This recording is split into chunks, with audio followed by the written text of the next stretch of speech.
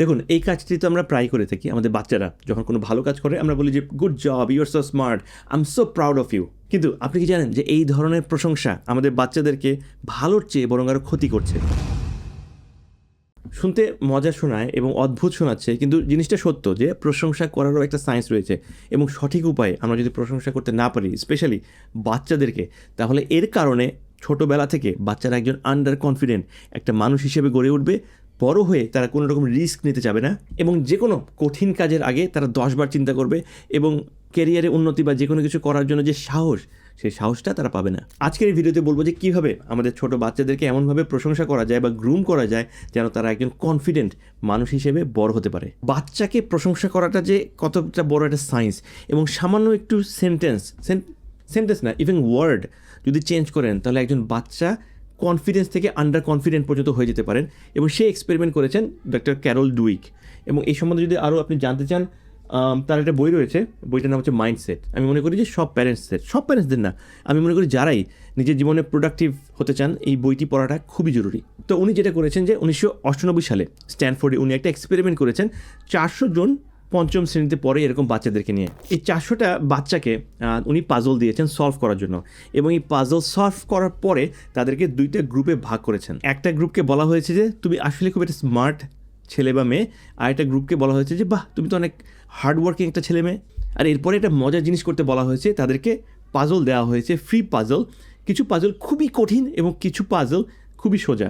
আর এখানে একটা মজার ঘটনা ঘটেছে, মজার এবং খুবই খুবই ডিস্টার্বিং। এই বাচ্চারা যাদেরকে বলা হয়েছিল যে তুমি তো অনেক স্মার্ট, তারা 70% বাচ্চারা তারা আর কোনো কোনো কঠিন কোনো পাজল চুজই করে নাই, তারা অ্যাভয়েড করে গেছে 70%। কিন্তু যে সকল বাচ্চাদের বলা হয়েছিল যে বাহ তুমি তো খুবই হার্ডওয়ার্কিং একটা বাচ্চা, তুমি তো ফিগার আউট করতে পারো যে কীভাবে জিনিসগুলো সলভ করতে হয়, এই বাচ্চাদের মধ্যে 90% বাচ্চারা নেক্সট যখন পাজল চুজ করার সময় এসেছে, তারা 90% হার্ড পাজল চুজ করেছে, ইজি পাজল না, হার্ড পাজল চুজ করেছে তারা। এবং মজার বিষয় হচ্ছে যে ডক্টর ডুইক 20 বছর ধরে এই সকল বাচ্চাদেরকে ট্র্যাক করেছেন এবং দেখেছেন যে ছোটোবেলায় যে বাচ্চাদেরকে সবসময় স্মার্ট বলা হতো, গুড জব বলা হতো তারা সব থেকে ভালো, তাদের মধ্যে 35%-এর মতো বাচ্চাদের অ্যাংজাইটি ডিসঅর্ডার তৈরি হয়েছে তারা যখন বড় হয়েছে।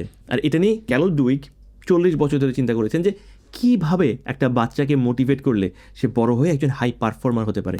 আচ্ছা, তো প্রথমে আসি কীভাবে এই কাজগুলো করবেন বয়স অনুসারে। স্কুল গোয়িং বাচ্চাদের ক্ষেত্রে যাই, তারা হয়তো আপনার কাছে A+ নিয়ে আসলো কোনো একটা রিপোর্ট কার্ডে, এবং আপনাকে এগেইন এটা বলা দরকার না ইউ আর সো স্মার্ট, আপনি বলেন যে এটা তো ভালো হয়েছে, বাট এর মধ্যে কোন জিনিসটা তোমার কাছে মনে হচ্ছে যে খুবই কঠিন, যেটা করতে তোমার কষ্ট হয়েছিল। তাতে যেটা শিখবে যে অ্যাকচুয়ালি A+ পাওয়াটা এত ইম্পর্টেন্ট না, বরং কোনটা কঠিন হয়েছিল এবং সেখান থেকে ফিগার আউট করা, অ্যান্সার বের করাটা এবং ইফোর্ট দেওয়াটা, এটাকে সে বেশি প্রায়োরিটি দেবে রেদার দেন A+। সো আপনি একদম ডিসমিসও করে দিচ্ছেন না তার A+টা, সেই সাথে সাথে তাকে চিন্তা করার চেষ্টা করতেছেন যে আচ্ছা ঠিক আছে, নেক্সট এক্সামে এরকম কঠিন জিনিস আসলে সে কীভাবে ট্যাকেল করবে। রিজনিং, কজ অ্যান্ড ইফেক্ট এর যে নিউরাল কানেকশন এই সময় তার বিল্ড হতে হেল্প করবে।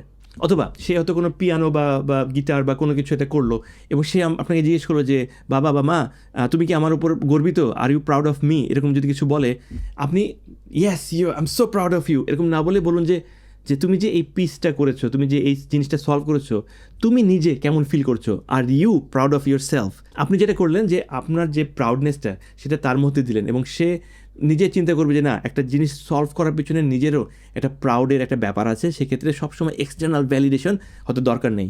দেখুন, মোদ্দা কথা হচ্ছে যে একেবারে ওভার জয়েড হয়ে এরকম বলা যাবে না যে খুব ভালো খুব কিছু। মেইন জিনিসটা হচ্ছে এমনভাবে তাদেরকে প্রশংসা করতে হবে, এমনভাবে গড়ে দিতে হবে তাদেরকে যেন সে নিজেরা কোনো একটা কিছু ফিগার আউট করতে যে মজাটা সেটা যেন পাওয়া শুরু করে।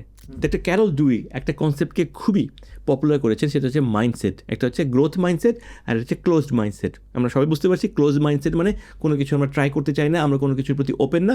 আর গ্রোথ মাইন্ডসেট মানে হচ্ছে যে কোনো কিছু আমরা অ্যাবজর্ভ করতে চাই, শিখতে চাই, নতুন কিছু জানতে চাই এবং নিজেকে ডেভেলপ করতে চাই। আর আমাদের মেইন লক্ষ্য হচ্ছে বাচ্চাদেরকে একজন গ্রোথ মাইন্ডসেটের একটা ইন্ডিভিজুয়াল হিসেবে গ্রো করা। এখন আপনি হয়তো চিন্তা করছেন যে এত বছর ধরে তো আমি এইভাবেই বাচ্চাকে বড় করেছি, এখন কি আমার কিছু করা আছে কিনা? অবশ্যই করা আছে। এই মুহূর্ত থেকে আপনাদের বাচ্চাদেরকে স্মার্ট উপায়ে প্রশংসা করা শুরু করুন এবং দেখুন যে এই সাইনগুলো তাদের মধ্যে আসা শুরু করেছে কিনা। এই সাইনগুলো তাদের মধ্যে যদি আসা শুরু করে, দ্যাট মিনস তাদের গ্রোথ মাইন্ডসেট হওয়া শুরু হয়েছে। নাম্বার 1, তারা আপনার অ্যাটেনশন সিক করে না। যদি আপনার বাচ্চা পড়াশোনা বা যে কোনো কিছুতে দেখেন যে আপনার অ্যাটেনশন নেওয়া কম শুরু করেছে, নিজের মধ্যে কাজটা করে খুশি, দ্যাট মিনস ওদের গ্রোথ মাইন্ডসেট হওয়া শুরু হয়েছে। নাম্বার 2 হচ্ছে তাদের ল্যাঙ্গুয়েজ চেঞ্জ হয়ে যাবে। তারা আগে যেখানে বলছিল যে আচ্ছা আমি কি এটা ভালো করেছি, আমার কি এটা করা উচিত ছিল, আমার কি করা উচিত ছিল, এই ধরনের কোশ্চেনের বদলে তারা বলবে আমি এটা ফিগার আউট করেছি, এটা কঠিন ছিল তবু আমি এটা করতে পেরেছি। আপনি কোনো একটা কিছুতে হেল্প করতে গেলে সে বলবে যে না না না আমাকে দাও, আমি ট্রাই করে দেখি। আপনার বাচ্চাদের মধ্যে যদি এই চেঞ্জগুলো দেখতে পারেন তাহলে বুঝবেন যে তাদের গ্রোথ মাইন্ডসেট হওয়া শুরু হয়েছে। এবং সেই সাথে সাথে আরেকটা জিনিস চেঞ্জ হবে, নাম্বার 3, সেটা হচ্ছে নতুন চ্যালেঞ্জ নেওয়া শুরু করবে। ডক্টর ক্যারল ডুইক দেখেছেন যে 3 থেকে 4 সপ্তাহ তাদেরকে ঠিকমতো প্রেইজ করা বা প্রশংসা করার পরে এই সকল বাচ্চারা কিন্তু নতুন যে চ্যালেঞ্জ সেটা নিতে আগ্রহী হওয়া শুরু করেছে। তারা হার্ডার পাজল নিতে শুরু করেছে। যারা আগে ট্রেনিং হুইল ছাড়া তারা সাইকেল চালাতে পারতো না, তারা দেখা যাচ্ছে যে ট্রেনিং হুইল ছাড়াই সাইকেল চালানোর চেষ্টা করছে। এবং সেই সাথে সাথে পড়াশোনায় নতুন জিনিসপত্র বা যে চ্যালেঞ্জিং ম্যাটেরিয়াল তারা সলভ করার প্রতি বেশি আগ্রহী হয়ে উঠছে। এবং নাম্বার 4, যেটা সবচেয়ে বেশি ইম্পর্ট্যান্ট, যে ভুল বা ফেলিয়ারের সাথে তাদের যে সম্পর্ক, সেই সম্পর্ক চেঞ্জ হওয়া শুরু করেছে।